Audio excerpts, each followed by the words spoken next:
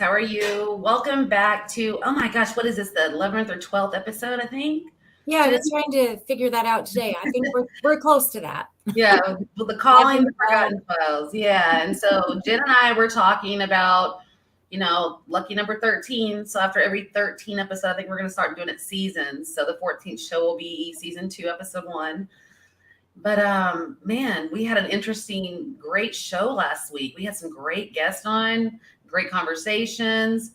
Valentina and Swami were awesome. I've said his other name because I want to mess it up. But how was your week? I have to read it to say it properly, and I don't have it in front of me, so we just call him Swami. He was lovely, yeah. I had a good week. And I was also thinking today, it's the last show of January. Like, we're there already, right? Mm-hmm. That's insane. We're already 1 month into the year. So, yeah, it's been a good week. I did something fun. What did you do? I booked a trip to Scotland for 8 days. Oh, that's right. Yes, I'm excited. For Halloween, Edinburgh, Stirling, and Glasgow. The place staying in is so gothic and awesome. And yeah, I'm ready to go back. I can't wait. My son, guys, is home today. So he's usually at my parents when I do this show. So if y'all hear him, just he's not there. But yeah, we got a great show tonight. I wanted to kind of do this show in honor of an old coworker of mine, Levi. I don't want to give too much information, but it really inspired me to have this topic tonight, guys, about, veterans and, what we consider PTSD and trauma and stuff like that, and what they go through and how we can reach out and kind of get some insight. Because, like I said, we try to cover a variety of topics on the show. Hold on a second. Liam, baby. Liam. Liam, Mama's on the show. Go in there. Okay? Thank you. Sorry, guys. We try to cover a wide variety of, topics on the show, and mental health is one of those. And so this is kind of near and dear to me. And I thought, what better to ask, Brandon Lee and Greg Stevens from R.I.P Paranormal to come on, because they do a lot of work with, Reboot recovery. So without further ado, let's bring these guys on. Hi, guys. How are y'all? Hey, I'm good. Hello. Hi, Courtney. Thanks, guys, for coming on. I really appreciate it. I mean, it was a no-brainer when I thought about doing the show to contact you guys, and y'all were like, definitely, we'll do this. I mean, so can you give us a little bit of backstory about who you are and what you do? Go ahead, Brandon. Why do I got to do it? I'm your dad, and I said so. All right. So, research and investigation of the paranormal was created in 2008. We had just broken off from another paranormal team, and we were sitting around in the living room of our Venus house, and my sister Stephanie magically just came up with, because we were sitting around, we were coming up with names like, what do we call ourselves? And Stephanie comes up with, how about research and investigation of the paranormal, R.I.P. My dad immediately goes, yes. There we go. Maybe not that animated. What's that? No, I said maybe not that animated, but you were definitely animated. I'm not gonna lie, but ever since then we started doing home investigations, your regular business investigations. We were your regular ghost hunters, just doing our thing, going out there and trying to get the evidence that, hey, paranormal does exist. It really does. And over the years, we brought our military experience into how we do our investigations. And ever since then, we just kind of, man, the evidence that we got and the investigations that we got, the places that we got to go to was just amazing. And eventually, of course, when we started, my dad was still in the Army. Well, yeah, but I want to say not active duty Army, but he was in the National Guard at the time. and but he was active National Guard, and from there we just kind of like took off, and we started doing a lot of. I'm very big into history, and so we started doing a lot of the historic towns and town squares, like Granbury, of course, and stuff like that. And then later on, after I retired from the Army and did my combat tours and everything else and stuff, PTSD was really coming out big time with some of my friends, soldiers that I've had trained and went downrange with and everything else. Started dropping like flies about a lot of things. So then we started turning what our platform is into charity ghost hunts to raise money and awareness for 22 a day and other programs like that. And we came along with Reboot Recovery with my buddy, Pastor John Hosey, here at Stonewater Church in Granbury. He's 82nd Airborne, just like Brandon. He's been blowed up in a helicopter crash, all kinds of things. This dude has been through the ringer.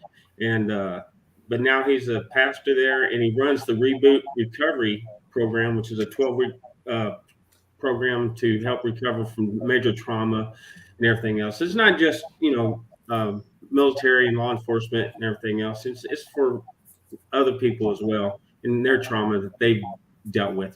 Just like medical people, nurses, doctors, everybody's seen it and gone through it. EMS people. So that's what we do. Our platform for charity hunts and stuff that we raise money. I've probably raised over 20 grand just in the last 9 years for awesome. different programs. Mission 22 is one. It's a good one. I've done it for Battle Forge Nation and other church groups and stuff like that. So that's what we brought use our platform for. I need a beer apparently, and so that's what we do. That's what we do. So is the Reboot Recovery, that 12-week program, is it like an inpatient program, like a retreat where you stay there for the full 12 weeks with other people? No, it's courses and stuff like that. Okay. And then they also meet weekly and stuff like that. So Support, yeah. Yeah, it's pretty awesome. They do a great job, and that's what we did our last charity ghost hunt for in October, and we raised over two grand for that. Wow. One night. So it was an awesome event, and we had some veterans there. John Michael Hosea was there, and yeah, Mike and Chris, of course. Mike and Chris always. Yeah, and Mike and Chris. I can't forget Mike and Chris. Yeah, yeah. Those guys, big supporters of the military. I'll tell you that right now. Yeah. I've been to one of your ones in Granbury. That was really cool. We went to the different locations and everything. Yeah. That was a good night. I enjoyed it. Yeah. And this last time we got nobody's ever been able to investigate the historic courthouse. 132 years of existence. Nobody's ever been able to do it. And we got in there. We got it. Got to know the judge real well. Got him on board. And then they had to put us on the docket to the commissioner's court. And I got up there and did my little spiel and counted 5-0. We got in, and it was a great night. Yeah, very active. And what was awesome about that night, I'm not gonna lie, I'm gonna go ahead and boast, just like personally there. My daughter, I consider her my daughter now. Like, not married to her mother yet, but we're about to be in June. She was up there hanging out with Mike and Chris in the courthouse, being the judge. And she was holding court. She totally rocked it. Yeah, and I seen you on the news. They were getting evidence like you wouldn't believe. They were getting evidence. CBS 11 News followed us around that whole night. Yeah, they did. and that was pretty awesome. Bring awareness to what our charity cause was, So I loved it. It was awesome. They came out and talked to us at while we were holding the event before we did the hunt and everything. So it was pretty cool. They followed everybody around, and it was awesome. Good stuff. It was a great weekend. It really was. I'm retired Army, by the way. I was in the Army for 26 years. Uh, I did almost 12 active duty, and then I went in the Guard, and then 9/11 hit, and then I went back active duty Guard, and then started going one mission after another. And my last combat mission was in Africa in 2012, and I retired in 2014 and went into hospital security. Did that for a long time. Brandon followed me everywhere and all of that stuff. He went in the Army too, came back in hospital security too. But Okay, all right. Well, you told your story. I'll tell mine. So I graduated high school. My dad was currently deployed in Africa, in Djibouti, Africa. And when I did that, went to Fort Benning, Georgia, where you were born. where I was born, yes, in Martin Hospital, and immediately went to, like I said, Fort Benning, Georgia, did infantry, and then immediately got airborne school halfway through, and then went to Fort Bragg, North Carolina, where I was a 82nd Airborne Infantry paratrooper, and did a tour in Afghanistan from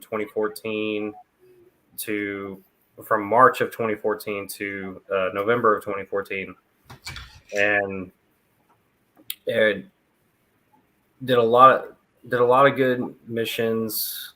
Didn't really did a whole lot over there, but it was still good, and I thank God every day that I had that experience. But coming back from it, a buddy of mine that did a tour over there, he, which is kind of brings up everything that you're doing today, Shannon, is it's not just deployment that can give you PTSD. It's really not. It's everything that you go through in your personal life, your work life, and basically anything can happen. And I'll tell you this right now. The buddy of mine that I will not name, I'm not going to name him, but he was texting me one day when I was in the laundry room. I was just doing my laundry. That's all I was doing. Like, it can happen just like that. And he straight up told me, brother, I don't think I can do this. I can't do this.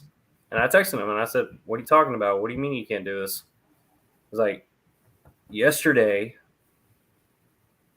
I wanted to pop my risers midair. And if anybody who's not familiar with, if anybody's not familiar with airborne parachute in the military, when you say you're going to pop your risers, it means you're literally going to pop the parachute from your back, and you're just going to free fall. And he told me, yeah, I was going to do it, but I saw and I heard that there were a bunch of people down there, and that I assumed that there were a lot of kids down there. So I couldn't do it. Aww. I couldn't do it. I didn't want them to see it. So I did my regular parachute landing, got up, and I drank a whole bottle of whiskey that night. So the first thing that I did, I ran from the laundry room to my brigade office, which is not very far. It's about maybe 100 feet away from our barracks area. I ran all the way over there, and I showed the chaplain the texts. I told him what brigade he was in, what company he was in, and his name. Said, I am scared to death that he is going to do it. If he's texting me this, I have to help him. And this is the only way that I can do to help him. He texted me a week later telling me that he was in a new brigade, he was in a new platoon. And he said, I don't even know how they knew this. Like, I don't even know what happened. And I had to plead the fifth. Said, brother, I'm just glad that you got where you needed to go. Right. Because I can't have my brother that I went through basic training with, and I can't have my brother that I went through airborne school with, that I'm in the same base that I'm with right now. I can't have that happen. Scott, he's good, brother. He is good. Good. Good. Yep. Well, you were there for him, and that's kind of the point tonight. Is that why I wanted to do this is like maybe to edge people a little bit more to maybe reach out in a nice, respectful, kind way, and just keep an eye out and help when you can, and bring support up. And yeah, it just That's it. I mean, that was his way of reaching out without reaching out, and Brandon listened to that, and which is good. A lot of soldiers are think that they're weak. They're just weak when they do something like that. So they'll keep it all inside until they do it. And so you got to recognize some of the signs and symptoms of what's going on in their life and stuff like that. So you can get them the help that they need and stuff. So 100%. Yep. yeah, I mean, they got some good crisis centers out there. There's a crisis line for veterans. Y'all know that? It's 988. Then 911, they call 988, and then gets them to a crisis line, a veterans crisis line. And they can also text it too, which is 838-255. But you can dial. Can you pop that on the banner, Shannon? Can we pop that on the banner? Those numbers? yeah, I put it on the thing. Oh. Just let me I feel like I've seen it already. That we could run it across the banner. I got you. Yeah. She's Yeah, like, it's she's asking me to text. 988, then press 1. Well, I will go ahead and say this to anybody that's on the podcast right now, and everybody out here right now. There is nothing in this life, ever, that you cannot call for help. You always can call for help. There's no shame in it. There's no embarrassment. You feel this way, you gotta call for help. Because I would rather sit here and listen to you talk to me about your feelings than never hear from you ever again. And I think that that's the hardest part for some people, is just taking that step to ask for help, because like Greg was saying, they feel weak, they feel shame. There's also, I think, this fear of losing their job or losing their status. I know that I dealt with that part of it. So just that, just taking that first step. And I think awareness is absolutely huge. Oh yes, definitely. There is no shame, and that, that's all you have to do. And that is actually the hardest part. Once you do that, I won't say that it's easy, but things and resources fall into place to help you. It's just taking that first step. You just have to be brave enough, to reach out. Feeling of, I can't help the way I'm feeling and reacting, and everyone is judging me right now. So it makes you pull away from everyone. That's exactly right. That was the worst feeling of anything, was just that I isolated myself. It was just like, I don't want people to see me like this, because I don't want to see myself like this. And it's right. Such a scary feeling to see yourself almost from above, out of body experience going, I can't help it. Why I can't help it. How do I make this stop? And I can't. And when people are seeing me like this, I'm being extra. I know I am. I can't help it. I can't make it stop. If I could make it stop, I'd make it stop, Yeah. A lot of people don't understand that isolation that happens when you're going through that. So reaching out is important. And also, noticing when someone's going through that. It doesn't have to be military. There's so many different things that we use. There's so much more that goes into the PTSD that's not military. Mm-hmm. There's so much that goes into it. It's personal trauma. A lot of people think. Sorry, go ahead. No, go ahead. a lot of people think that once you hear PTSD, it's strictly military. It's not. It's not strictly military. The last like 25 years, it's been nothing but military, PTSD military. But if you look at the history, PTSD means a lot of things. Mm-hmm. I mean, I'm not going to go into detail, but a lot of personal, like domestic violence, car wrecks, Mm-hmm. you name it. It's Traumatic relationships. Traumatic relationship. Exactly. It's just what you name it.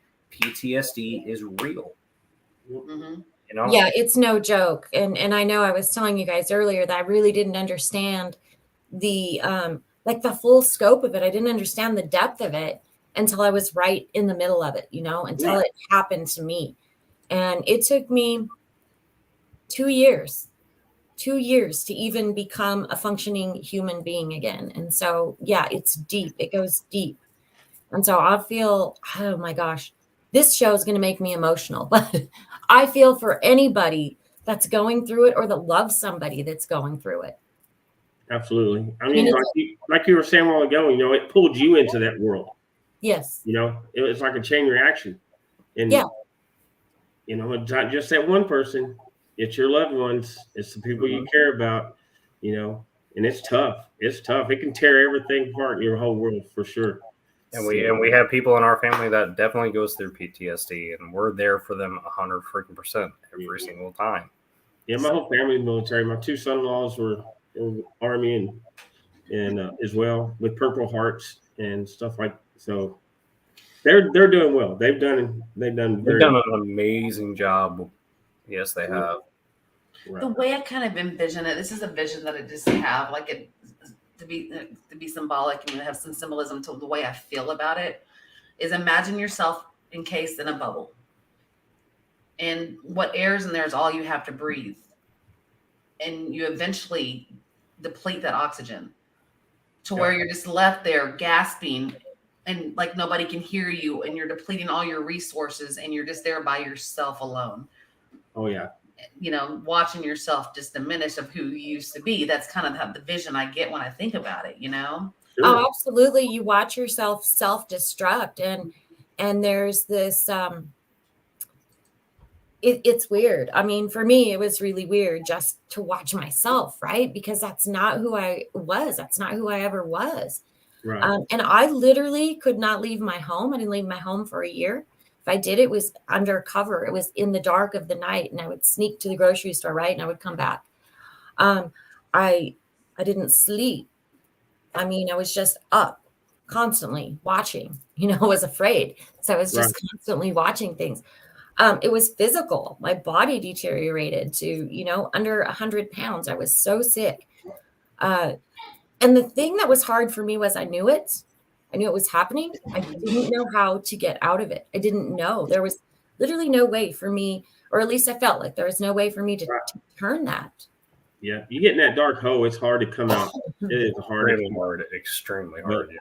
I had a soldier 2 years ago. Well, one of my ex-soldiers, I was his first sergeant or platoon sergeant, and bright kid, bright. Oh, he got out of the Army and went and got his bachelor's degree.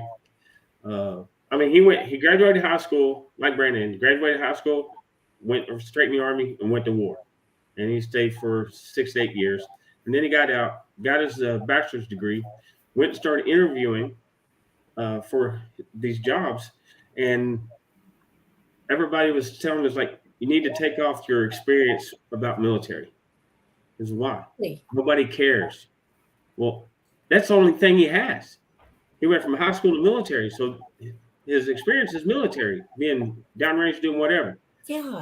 And it was one right after the other, 3 or 4 interviews, and they all said, "Take it off. Nobody cares about what you did in the Army."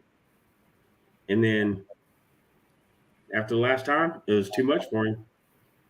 A week later, we're at his funeral, and that's what pissed me off so much. And that's why I pour everything I have, my heart and soul, into these charity ghost hunts to raise money for awareness.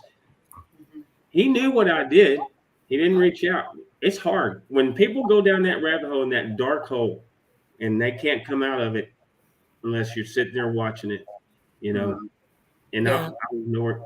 All of us wasn't nowhere near him. You know, it was just him and his parents and everything else, and he was the only son. So Yeah, you're right, Joshua. That is terrible, and there are so many people that do care, and yeah, I just can't even imagine. yeah, I can't We imagine. all the time. It happens more than you know. It does. and it really does. And I wasn't even in 3 weeks into Afghanistan when I got there, and I've never talked about this. Hell, There's Dad, more. I don't even think you know about this, but I was not even 3 weeks into Afghanistan. We had just got settled into our barracks area, and we just got this call like, "Hey, we got to go down to the tarmac," because we were in Kandahar airfield, CAF, and we go down there and we find out one of our brothers passed away suddenly. And while we were getting down there, a lot of the soldiers were very loose-lipped. They were very loose-lipped because it was his company that he did this at.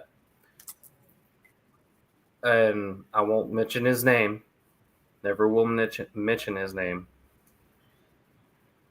He took his rifle and shot himself in his own room Oh. because his wife cheated on him 2 days before he even got to Afghanistan. Oh gosh. Happens all the time. Mm-hmm. So we got to the tarmac, and I take this very personally, just because it's happened to me and it's happened to my fiance. I don't like it when you get to that point because my certain other is gone. I'm gonna go and mess around with another person. To him, it took the toll, and to this day, I cannot deny or confirm if it was true. But that was what was told to me. But he did it. All right. So we were down at the tarmac. Taps was played, and we watched his body get loaded up onto the C-130. It's called a ramp detail. Mm-hmm. And one of the guys, I had a problem with him, just me personally, but he was known as being he's a jokester, but at that certain point in time, that is not when you joke. He straight up said, "Wow, this dude just stopped himself. Why the hell are we here?" We all looked at him and just was like, "What the hell did you just say?" And a lot of people, even staff sergeant, first sergeants, sergeant majors, ran into him, just like blasting him about it. And he's a freaking specialist. E4. Yeah, E4, exactly. Just like grilling him about it. I mean, I get it.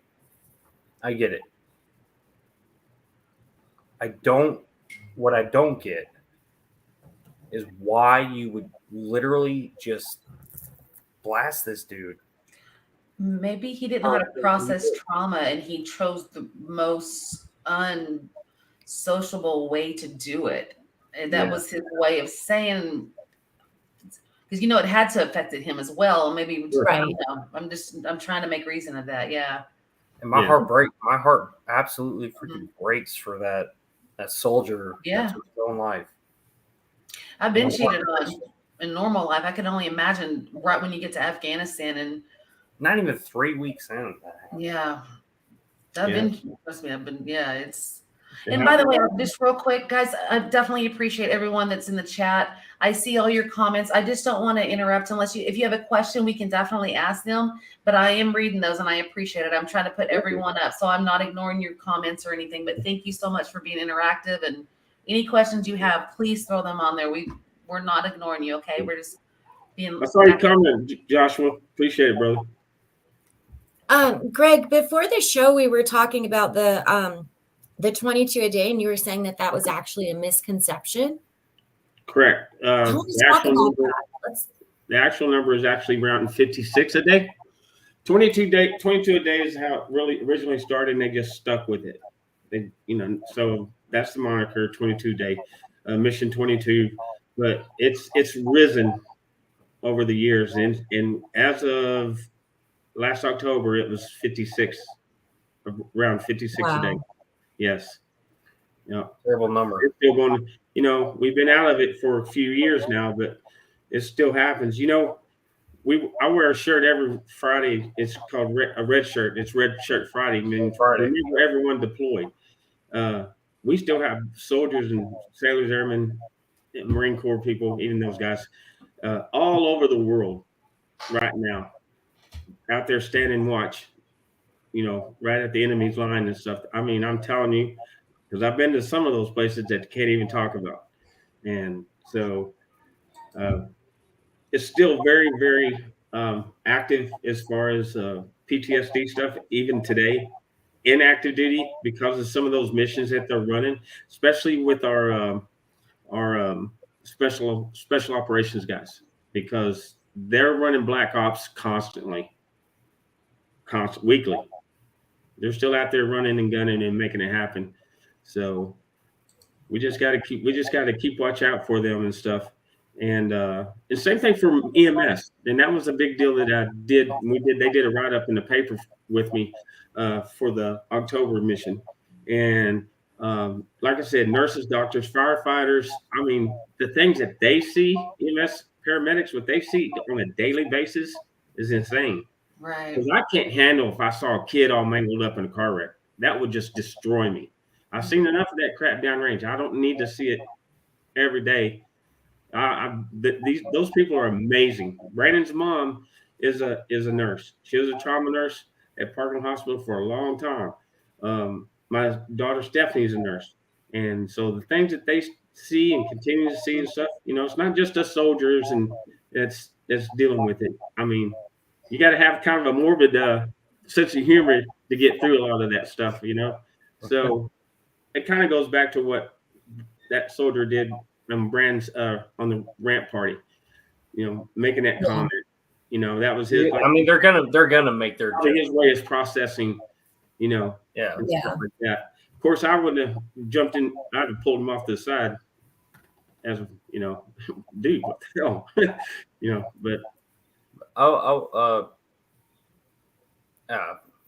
there's also, real quick, there's also programs out there not just for the people that have the PTSD, but also for any family members and stuff like what you went through, Jennifer.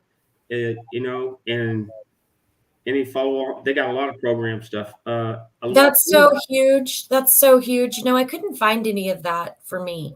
Yeah. At the time, there was nothing for me, for the family, and so I ended up suffering greatly, right? Yeah. Because right.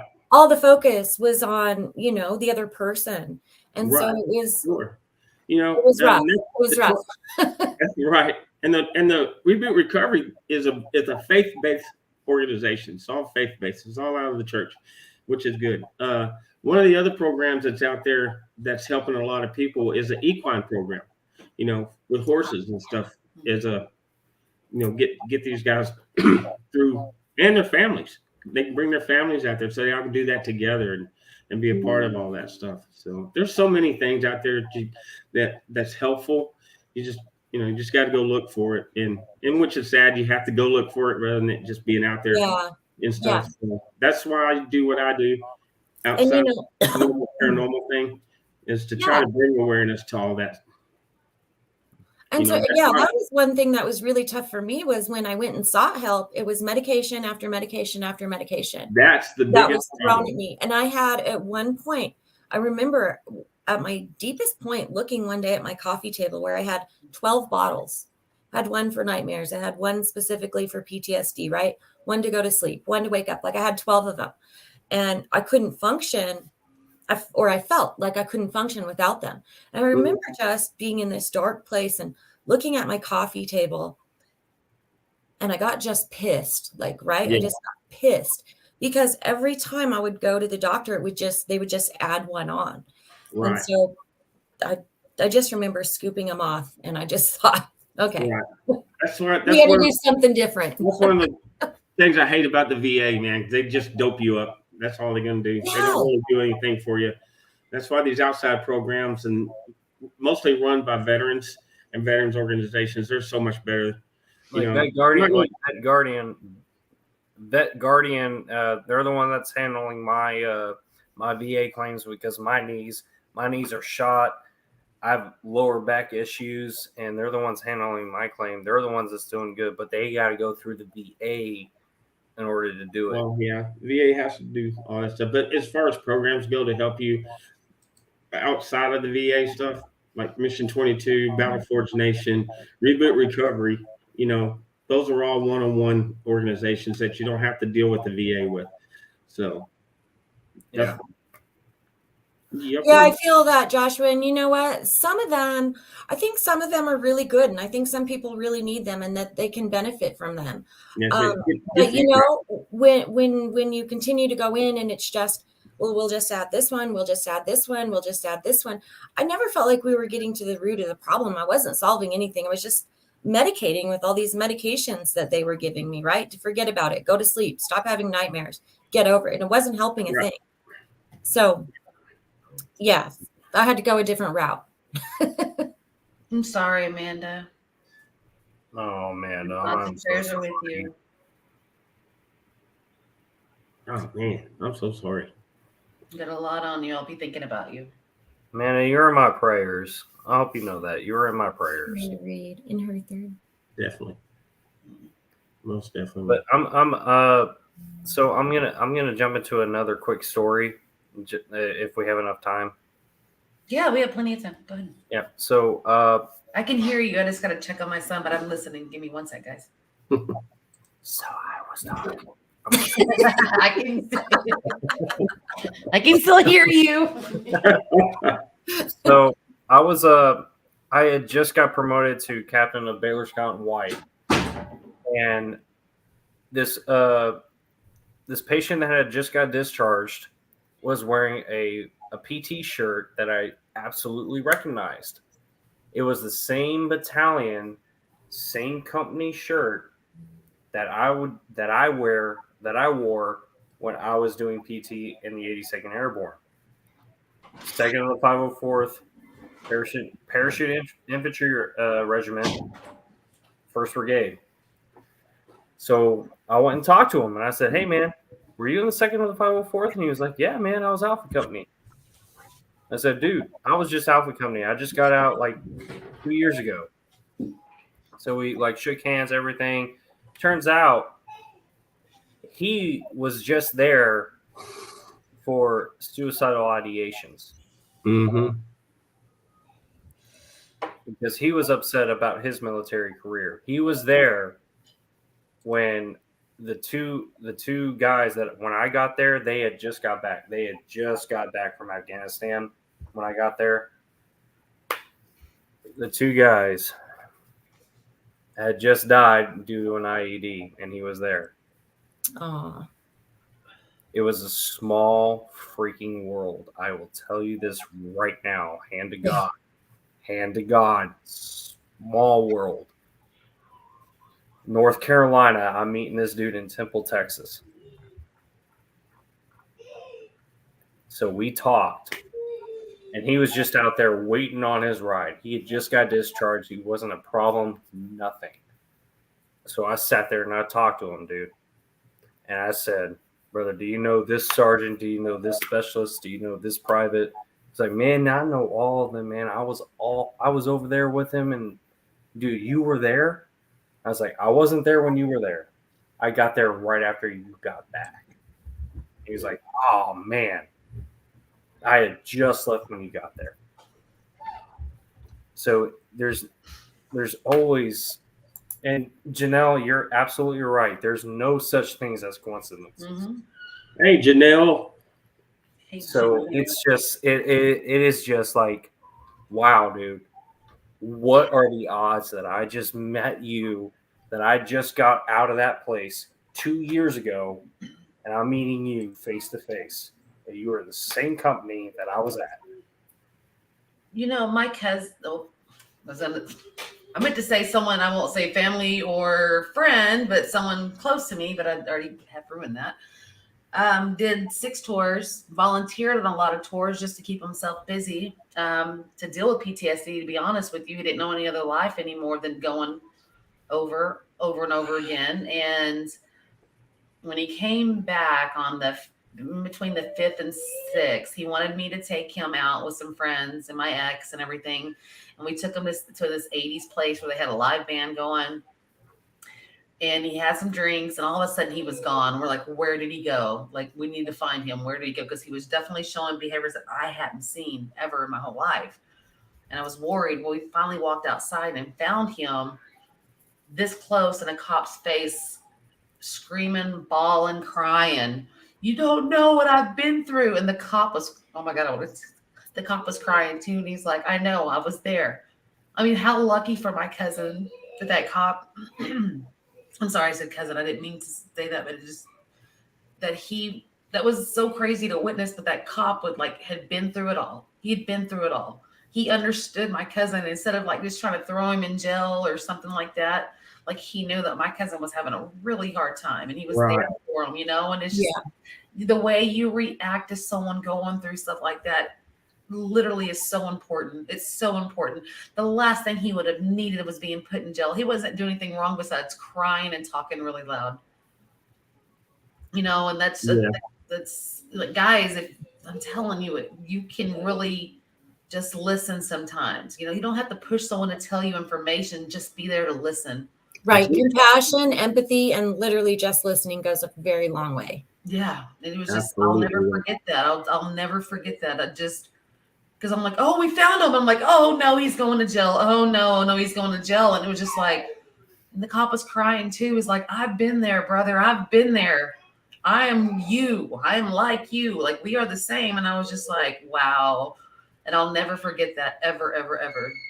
So I want to ask Amanda. Can I ask Amanda a quick question? Amanda, was your father's face, are you saying that your father's face was in the scan of the baby after your father had passed? Is that what you're saying? I'm sorry. I'm just having a hard time. I was reading that too. I think that's yes. And I feel like that's what you're saying. But I just wanted to clarify that with you really quick. Because I do want to tell you this. If your father's face, you're wondering how that could happen, could show up in that scan after your father has passed, just know that that's a message, that is just 2 days before.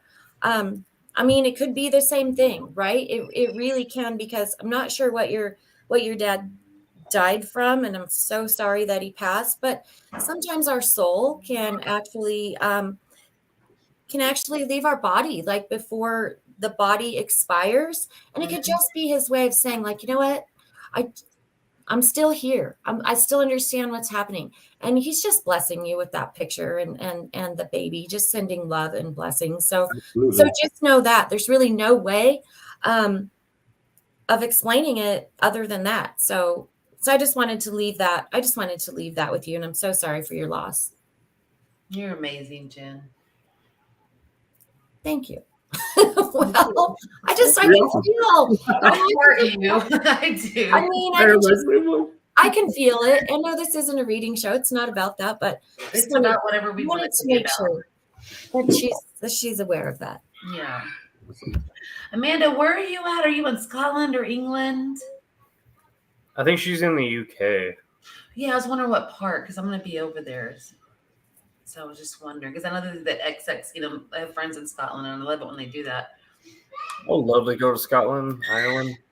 It's my dream vacation. Excited. Yeah, and Shannon's going. Send lots of pictures. Well, I only did 2 weeks before What is that? birthday, Oh, your and bracelet. it was not enough. Like I was like, I needed another month. My son. Yeah, So- Joshua, I agree. And then so I decided that okay, so I'll go 8 days. So I'm gonna take that off the month more I needed. So I'm Yeah. excited. So I see your bracelet there, but I do have a question for you. Yep. How can we support your cause? Can we buy those bracelets? Is there anything that No, I we bought can this. do? Like, how do we? No, a lot of the verses that we have, it's very personal. Well, yeah, but support our cause when we have another charity hunt and stuff. We'll have a donate button and stuff. If you can't make it, you know, Okay. like you can still donate to Reboot Recovery too if anybody wants to do that. We still have a link up there somewhere on my Facebook feed. Okay. But yeah, And just How do we? Oh, sorry, Shannon. go ahead, baby. Go I ahead. just also had another question. Like, how do we just support our vets in general? I mean, what can people do for that? You know, I hear your story about people saying your military experience doesn't matter. Well, it matters.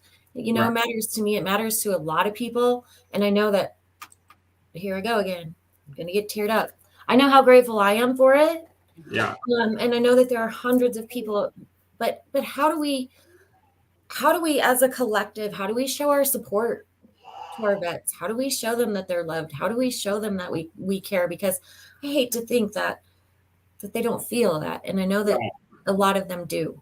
Like some of these like Mission 22, you can become an ambassador. You can hold events and stuff like that.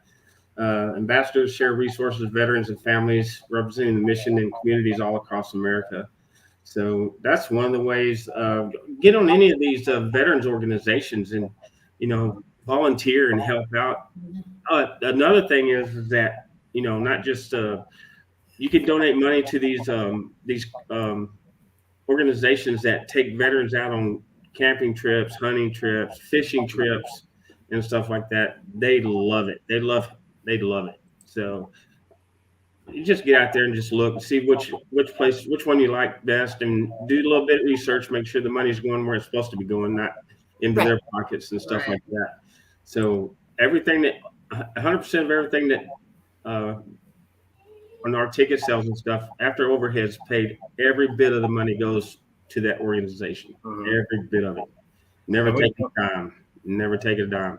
Because it's way too personal to me, But that's how I would say is just find an organization that's close to you that you trust and donate time, donate money.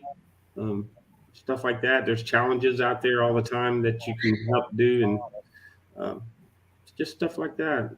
Just let them know they're cared for. I get it all times like, well, thank you for serving. I always say it's my honor. I do it all over again, and I would, 100%. And that's what I do every day. Like I wear a badge at work. And it shows everybody that I'm an Army veteran, and they gave it to me. And most of the time, I don't like go and spiel that, hey, I'm an Army veteran or anything like that. But every time I'm walking around, they constantly thank me for my service, and I tell them it's my honor. And for me, the best way that you can show your appreciation is just by saying thank you. Yeah. Well, thank you. I can go ahead and tell you how many times I've met veterans, and a simple thank you is just enough for them. And thank you to everyone that's watching that has served, because I know there are quite a few on. We have a comment up right now. My heart is with you. Just, keep going. Yeah. I don't have it either.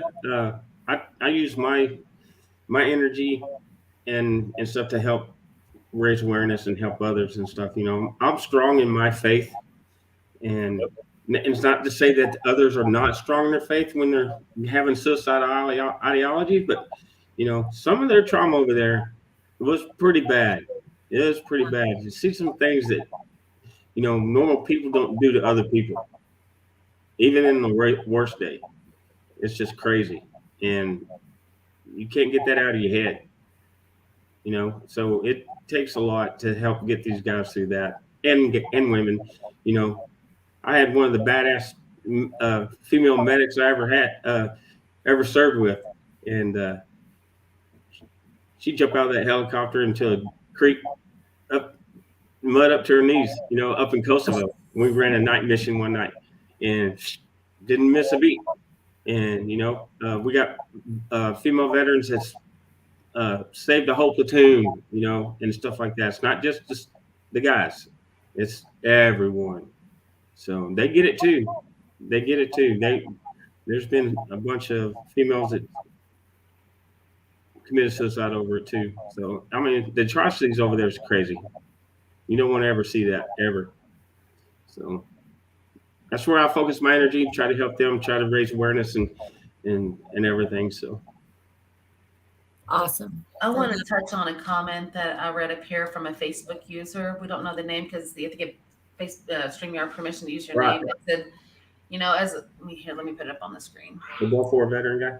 Yeah, as Yeah. a more veteran, I'm glad I tuned into the show tonight. Luckily, I've never been suicidal, but it being hard for me to get out and do anything because of disabilities, I still find it hard to get through some days.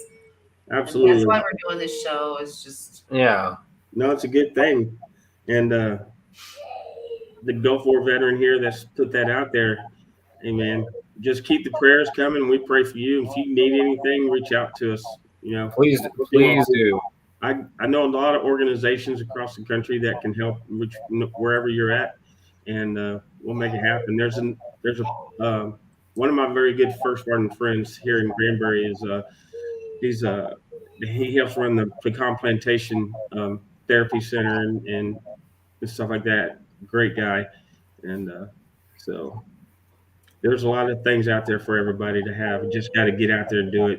Yeah, and I think finding resources sometimes is hard too. You know, I Yeah. think that Yeah. there are a ton of resources. We just don't know about them, right? We just are not educated about what they are. Or honestly, sometimes when we're in that state, we don't even know how to go about finding them. depends on boots on the ground help, not just I'm here to support you, but actually being active and showing Absolutely. I'm here and I'm supporting you. There's a difference between saying it, talking about it. Raising awareness doesn't mean we're just going to share a link. It means let me get you to that link. Let me be there Right. for you. Let me know when you need that link. Let me make the call for you. Let me come check on you. Right. And that's, you know, it's more than just saying I support my vets. It's more than just saying, you know, here's a number if you need help. It's just like knowing when that person really needs help and just reaching Absolutely. out.